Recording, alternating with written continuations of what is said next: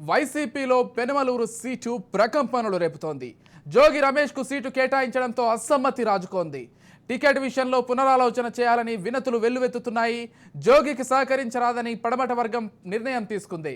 ఇదే క్రమంలో డీసీఎంఎస్ పదవికి పడమట స్నిగ్ధ రాజీనామా చేశారు. పార్టీకి దూరంగా ఉండాలని నిర్ణయించుకున్నట్లు పడమట సురేష్ బాబు పేర్కొన్నారు.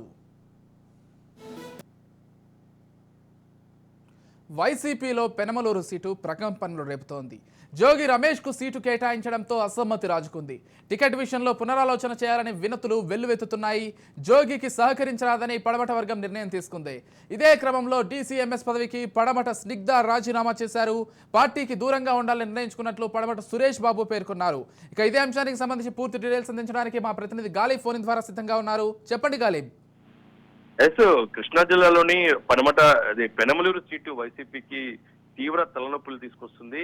ఎందుకంటే తొలుతగా పెనమలూరు సిట్టింగ్ ఎమ్మెల్యే ఉన్న పార్థసారథిని పక్కన పెడుతున్నారంటూ కూడా పెద్ద ఎత్తున వార్తలు రావడం, ఆ తర్వాత ఆయన తెలుగుదేశం పార్టీ నేతలకు టచ్ లోకి వెళ్తున్న సమాచారం వచ్చిన వెంటనే వైసీపీ అధిష్టానం అలర్ట్ అయింది.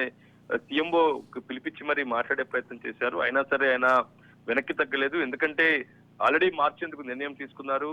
దాంతో పాటు ఇటీవల జరిగిన సామాజిక బస్సు యాత్రలో కూడా వైసీపీ అధిష్టానంపై హాట్ కామెంట్స్ ను ఈయన చేయడం జరిగింది. పెనమలూరు నియోజకవర్గ ప్రజలు గుర్తించారు చెప్తే జగన్మోహన్ రెడ్డి తను గుర్తించలేదు అనేది కూడా ఆయన అసంతృప్తి వ్యక్తం చేశారు. 2 పర్యాయాల్లో కూడా మంత్రి పదవి ఆశించినా సరే మంత్రి పదవి దక్కపోవడంతో దాంతో పాటు సీటు ఇచ్చేందుకు కూడా వైసీపీ అధిష్టానం నిరాకరించడం, గన్నవరంకు వెళ్లాలని కూడా ఆదేశించిన నేపథ్యంలో ఆయన తెలుగుదేశం పార్టీలోకి వెళ్లబోతున్నారు. మరి కాసేపట్లో టీడీపీ అధినేత చంద్రబాబును కలిసి ఈ నెల 21వ తారీఖున పార్టీలో జాయిన్ అయిపోతున్నారు. ఇలాంటి పరిణామాలు చోటు చేసుకున్న తరుణంలో పెనమలూరులో ఉన్న 2వ కేడర్ పూర్తి స్థాయిలోని అసంతృప్తి జ్వాలలు కనబడుతున్నాయి. జోగి రమేష్ కు పెనమలూరు నియోజకవర్గ ఇన్ఛార్జ్ గా సీటు కేటాయించడంతో జోగి రమేష్ కు సహకరించబోము అనేది మాత్రం స్థానిక నేతలు చెప్తున్నారు. డీసీఎంఎస్ పదవికి పడమట సిద్ధ రాజీనామా చేశారు. దాంతో పాటు పెనమలూరులోనే ముందు నుంచి వైసీపీకి జగన్మోహన్ రెడ్డికి అండదండలు అందిస్తున్న పడమట సురేష్ బాబు కూడా కొద్దిసేపటి క్రితం జోగికి సపోర్ట్ కు ససేమిరా అంటున్నారు.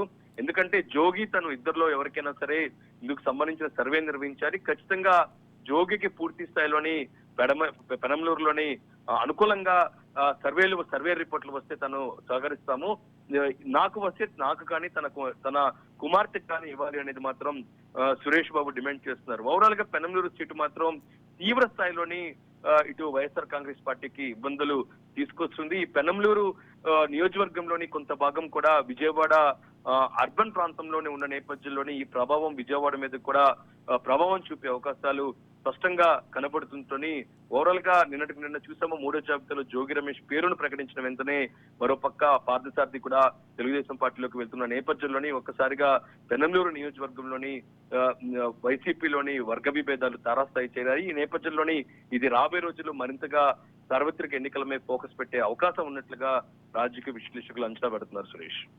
Right, thank you Raj.